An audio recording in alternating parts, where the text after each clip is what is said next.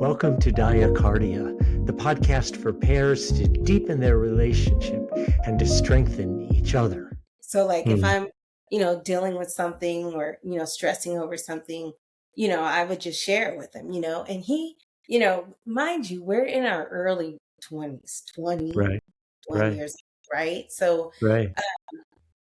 and so to hear like Tarik was able to talk and respond in a way where he heard me, but also like it was very either uplifting or just calming, just and supportive, like a really supportive friend.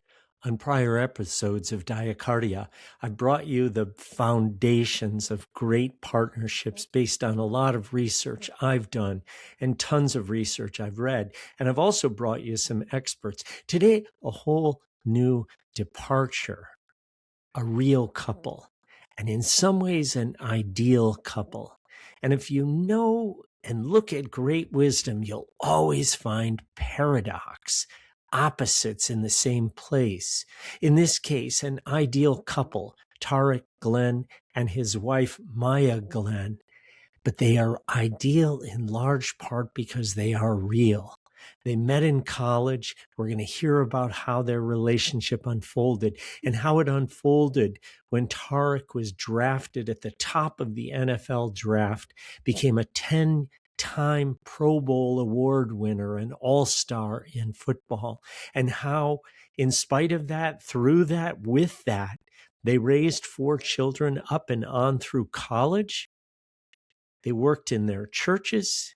They started a program in Indianapolis for at-risk children called Dream Alive, keeping the dream alive. And I look up to them greatly. I think you will too. Take a listen. Tarik and Maya Glenn, so happy to have you both with me. Thanks for having us, Dan. Happy to be here. So glad. Well, this is all about strong relationships and growing each individually, helping the other grow yourself. And we always have beginnings. So what brought you together? Always 2 stories. Always versions. Well, I mean, without being too cliche-ish, I feel like the Lord definitely brought us together, but practically how that played out, we were both at UC Berkeley at the same time, had a lot of mutual friends, and I think the first time we spent, just, quite a bit of time with each other is we took a trip to the Bayou Classic, which is like a historically Black college event in New Orleans, the Southern versus Grambling game. And we went with a bunch of friends from college. And we are, my male friend group, her female friend group spent a lot of time together during that time. And I think that that's kind of how our friendship started. My version's a little bit better, but so yeah, no, we met at UC Berkeley. We had platonic relationships throughout our time in college, but he is right. We didn't plan together the trip to New Orleans, but we all landed there. Me and my girlfriends, often women will prepare much better. So we had our hotel booked, had to rent a car. They had nothing. So actually, the way we grew close was they had nowhere to stay. So I think there was about 7 of us in a hotel room during that weekend. And so we got to know each other much, more than we did just like on campus. But it was fun. It was memorable. And from there, our friendship just kind of grew, over time. So it was kind of like urban camping, huh? Sort of sleeping on the floor and couches and stuff like that. What year were you both in the same year? What year were you in college then? Yeah, this was in 95, right? Fall of 95? 1996. Okay.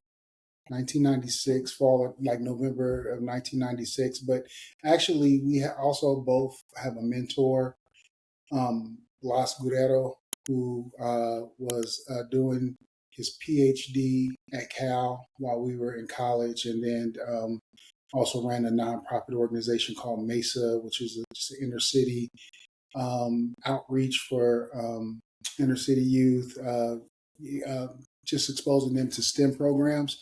And Blas was, we both worked for Blas, and he was our mentors, but we didn't know each other. And so I, like, technically the first time I was introduced to Maya was Blas introducing us. And so, And what year in school were you? Not calendar year, but year of study? Freshmen, sophomores, juniors? Juniors, right? no, Junior.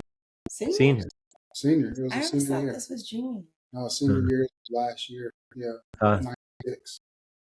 and so that was platonic. And so then what happened? How did it cross over?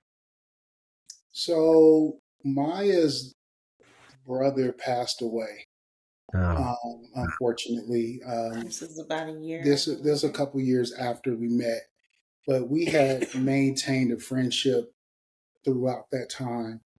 And when Maya's brother passed away, I happened to be a friend who really, talked with her, consoled her, was just a shoulder to lean on, and tried to provide, the support, all the support that I was able to provide during that time. And I think from there, it really forged, a, more of a relationship outside of just our friendship at the time. Hmm. Yeah, I would say, I'm sorry, but I would just say Hmm. also one of the commonalities that we shared in college, although we weren't, living life, great or pure or wholesome per se, but we did share a common faith. And so, we would, sometimes go to church together or pray together. And also when he was in Indianapolis, our relationship really grew like over the phone, because what's in Indianapolis? Nothing, right? I mean, it's just like, besides him having to, do the football thing, he was bored and, and we were just friends. So we would just talk about all types. Oh, So our relationship really grew, I think, over the phone, having all that time to just kind of unpack things. yeah. So Tarik, you spent 10 years with the Colts, and right out of college, you were all American, all of that stuff, first round draft pick, if I'm not mistaken, high up in the draft. And so you were quote unquote just friends at the time, and the relationship deepened. Yeah. And so when did you get married? How long had you been in that obviously we're talking about a really long friendship relationship, right? Yeah, we were good friends for like 2 years, 3 years, and then we got married in the fall of 1999. So, yeah, shortly, like not too long after. I mean, I know, in America, most people date, for years before they tie the knot. But I think once Maya and I, decided to date, I think our dating was very intentional at the time, and felt, that it was more than just, a boyfriend girlfriend relationship. We really felt, I mean, I think the word at the time we used was soulmates, but you know how when you're in your early 20s, you use those like romantic, Right. uh, hopeless romantic words. And so, yeah, Right. that's what we said. We were soulmates. So I'm curious about each of your perspectives. Tarik, you began, and we'll return to the question of faith. I think we can't talk. I can't talk to you that doesn't come up, and I think it's, as you and I talked about a couple of weeks ago, we would be crazy not to allow people to share in public spaces what their faith experience is. Right? Separation of church and state, yeah, it's not the government, but people's lives who want to hear that. But what I want to ask you is, between the Lord, that was your first thing, the Lord brought us together, and then this path that included, Maya, the loss of your brother.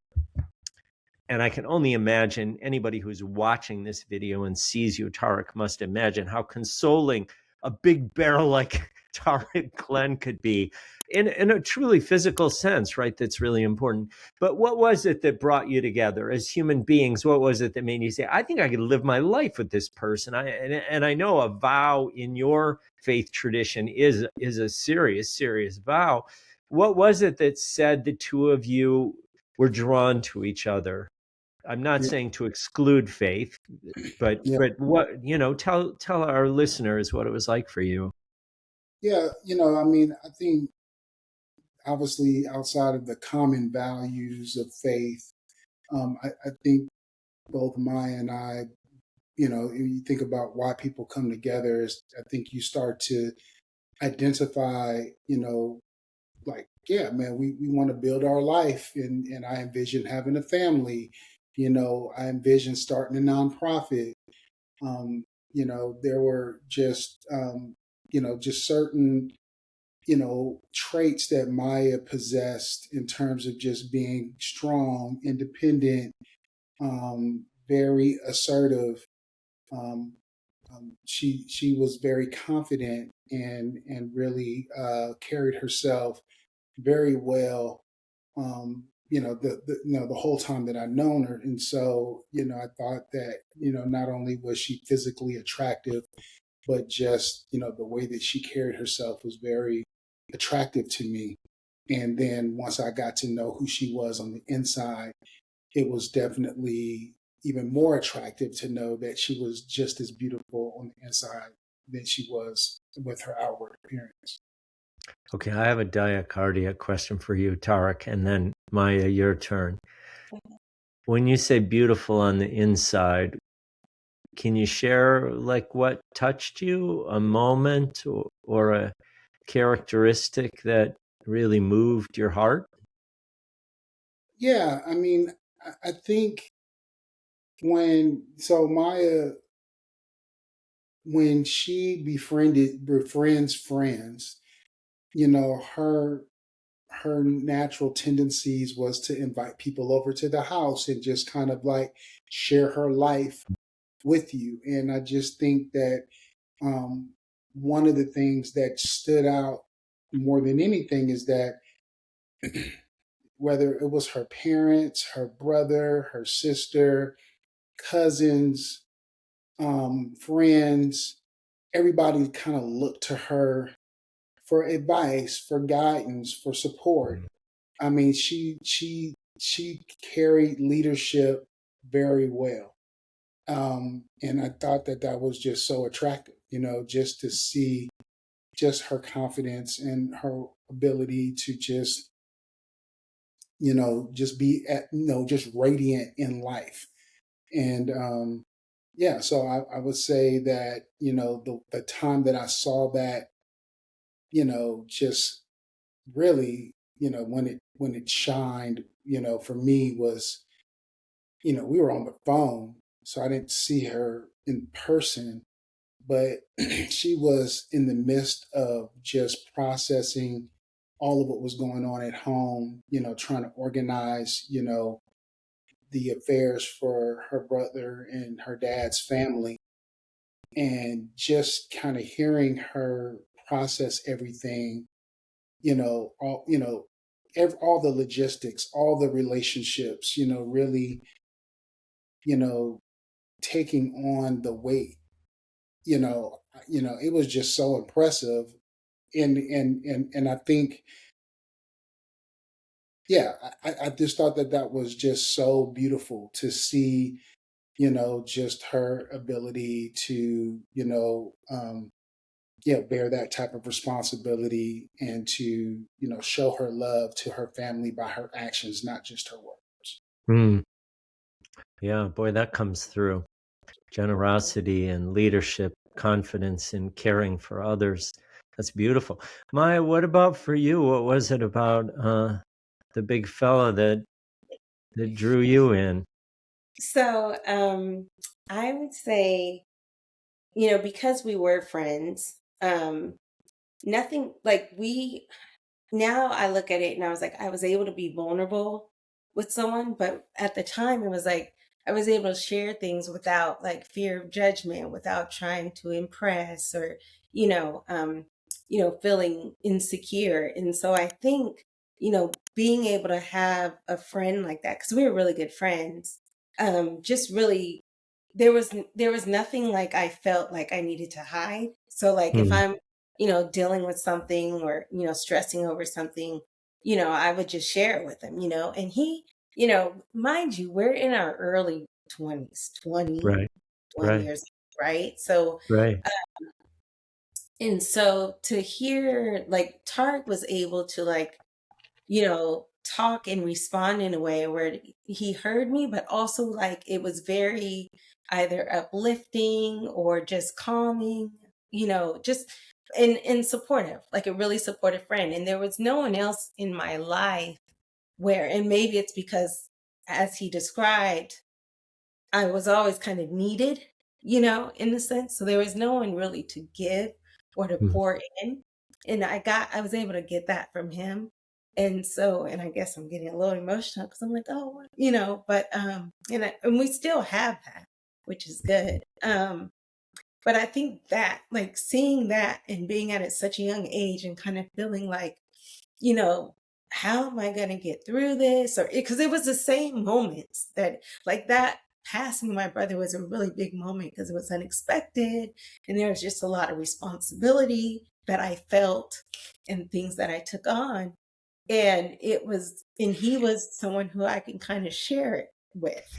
And mm, also, he was able to, speak to me in a manner that just gave me peace. And, we were able, to pray. And, I was friends with his parents as well. I helped tutor his brother while he was in high school. So we had kind of like, this relationship, even, amongst, the parents and things like that. So it was just a very genuine, authentic, like calming nature that he has even now. It's a gift that he has. But then that I was like, wow, like, I mean, I've always loved T as a brother, but like this is a quality I would want in a spouse. But right. I'm like 21, 22. Like, no way am I, thinking about that. But that was kind of like the little light bulb, like, wow, this is a quality that I really admire. Yeah, you yeah. So, It's very beautiful. It's really very touching. I mean, mhm. Diacardia really is about that. It's about the ability to be vulnerable. And it sounds like, it's amazing how some people at 21 years old or 22 can take on the death of a sibling, support their parents, bring family together. Like, how does that happen? You think about it and you look at 21-year-olds, 22 and say, how can they do that?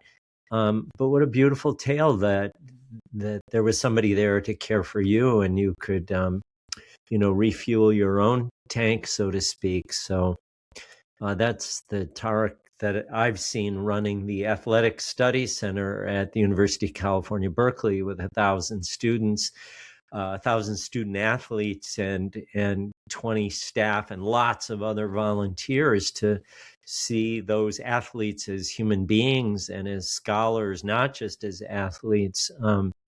So I'm not surprised. It's really beautiful. Let me ask you a different question. You were brought together as oftentimes when you meet people who were friends before they were partners, they have a different foundation, in a sense, cutting through it all. It's not rooted in sexuality initially. It's not rooted in drive and attractiveness. There's something that's apart from that. I think that's really wonderful. I wonder what's kept you together. So, if what brought you together were many amazing things, the Lord, as Tarik first said, loss that brought you together, friendship that brought you together, and beautiful qualities in the two of you and generosity toward each other. What's been the most important thing that's kept you together? I've done 8 episodes in my first series. That's Mulhern's sort of Bible of what I think works.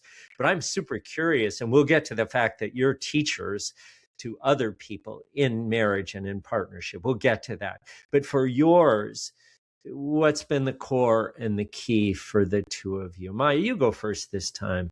Okay. So, well, this is where I'm going to talk about our faith and our foundation Uh-huh. in Christ. It was always there, even as friends. But obviously, we felt we had both felt, like the presence of God. We would pray together, and we both knew, I think, in our hearts, like God had brought us together, and He is the foundation. And we were very, very young. I think like probably 22 when we decided, like I think this is, we're you know we're supposed to be husband and wife. And I was hesitant because not only was I young, but like you said, I was independent. I had my own goals, my own aspirations. Right. I did not like the contrary to what people believe, I did not like the fact that he played in the NFL, did not like the fact that he was in Indiana. Like that was just like, no way am I going from California to Indiana. There are just all these, things that didn't um, kind of Line check up the my way mind. line. Mm. Yeah, how I envision things. But and then also we didn't go over this, but there was a history where, you know, like I dated his roommate in college. He, liked one of my friends. I vetted some of his, girlfriends, so to speak. So that's like how good of friends we were, right? And Right. so Right. like not wanting this like element of kind of messiness or whatever, but it was more like what will other people think, kind of sort of. But in Tarik fashion, he was like, we know that God brought us together. We know, what our foundation is. And if our foundation is going to be rooted in God, then we don't need to worry about those things. That's not what we need to be concerned about. And he was really right. And once again, that totally resonated with me and just like calms me of this kind of fear and anxiety of, you're right. Like I do feel like, this is what, God wants for both of us. And so, um, that was then. And even now, 20, we're going on 27 years. Yeah. So we're going on 27 years. God has been our foundation through Yeah. the highs, through the lows, the hard times, the challenges, the scary times, all of that. We, constantly come back to, relying upon Him and whom He's put in our life as husband and wife, as helpmate to help us get there. And sometimes, in relationships, it's not that he always says the right thing, does the right thing. It's actually in spite of what he says or what he does. Like, you You're know, pointing at Tarik now, not God. yeah, right. Sorry. Yeah, For those who are just listening, yeah. Tarik sometimes doesn't do the right things or say the right things. I can trust, but I still trust God that yes, this is the man for me. And so let me pray for him. Let me pray for us. I'm believing we're going to get through this. It doesn't Yeah. feel good right now. It doesn't look good. I don't know how, but because of, I can lean on that and not him and not have to just rely solely upon him. That to me is what really keeps us moving forward. Mm. T, how about you?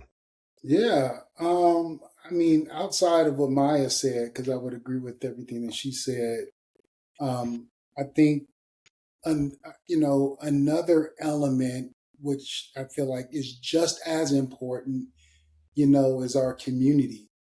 Um, Maya and I, our family and our friend community that we've been intentional about, living life with, and, whether it's, friends that we've had kids the same age, and marriages that we share our marriages with each other in terms of just talking through the challenges, celebrating the Mhm. victories. Um, I think Maya and I are a big believer in, having a healthy marriage requires being in a healthy community of marriages, so that you can really grow together and help, process the experience together. And so, sometimes like at the beginning, that community was, kind of almost kind of already there. We had like a really vibrant, um, you know, community with the cults where there were just a lot of young married couples who went to Bible study together. We all kind of got married around the same time, had kids around the same time, and it was such a rich experience that Maya and I have been intentional about recreating that every step of the way. Mm. Um, Even after retirement, finding, a community at our kids' school. And then there were like, multiple church communities that we've been a part of where we found married couples that, we have common interest and, and then a lot of the times, there are generational differences where the mentors or we're being mentored. Um, is such a healthy, it reminds me really of being an athlete and being on a team when like when you're in a locker room. It's just so important to be mentored and to mentor. Mm. That really helps you to stay true to your goals and to stay committed to what you say you're going to do. And because you have built-in accountability to ensure that you're doing it. Right. It's like, we're firm believers of not, you know, say what you want to do, but do what you're saying you want to do. And so I think we try to model that out the best that we can. But I think what's most important, just important, our faith and our community. Mm. Yeah. It strikes me as both gift and intention. Like, faith is a gift if you have it. And for people not raised with it, or it did not ring true for them, to have a sense that you are ordained in a bigger process. It's easy to sound like an old man these days and say, when people get to the altar and they've spent tens of thousands, sometimes millions of dollars on the wedding, and it's all about them. Like, and there isn't a broader umbrella or a stronger foundation. What a gift to have that in the way you described it, Maya, that there are times he doesn't say the right thing, doesn't do the thing you would like him to do, but you have a context and know that he lives in that context, right? It's not just that you have a faith in, I'll fill in the blanks, a loving, caring God, but that he does, and that he's going to come around in time. And then to experience community. I was fascinated that you talked about team sports, Tarik, which obviously you've played for so long, because the way you do talk about community sounds so much like sports. There's so much in that people who've done it, know it and get to practice it. So really gifted. Well, let's talk about the other side a little bit. Sorry for that slightly abrupt ending to this first episode, but we will talk in a bit, a lot more with Tarik and Maya in episode 4. Here's a little clip from it where you hear Maya speak. But that being said, when I say like almost my first 5 years, I was not very like happy, because I feel like I was, trying to figure out how am I going to navigate this. Plus, by that time, I had like 2 kids, by the way, at least. Right. But and there are just a lot of moving parts. But as I think about it, it wasn't this like really smooth ride or like I had it all figured out. It Right. was like you said, I did eventually like find a, good friend group, which came through like a Bible study, and other people were struggling with the same things. That's what happens. Like when you start to kind of open up, or, you have, he says community, I call it more support, which, is kind of like the same, but you find support or a confidant, you realize that, we're all kind of going through the same stuff at one point or another in time. Right. And so that was really helpful. Tarik and Maya Glenn, be sure to subscribe and to tune in for episode 4. I hope you appreciate as much as I do how when Tarik and Maya speak with each other, they're not only talking about how to develop and deepen their relationship and strengthen each other, but it's the way they talk to each other, which is characteristic of diacardia. There's a lowering of the defenses and a vulnerability in speaking of each other, both in the challenges they experience with each other, but speaking to each other about the gifts they experience from each other. That's Diacardia.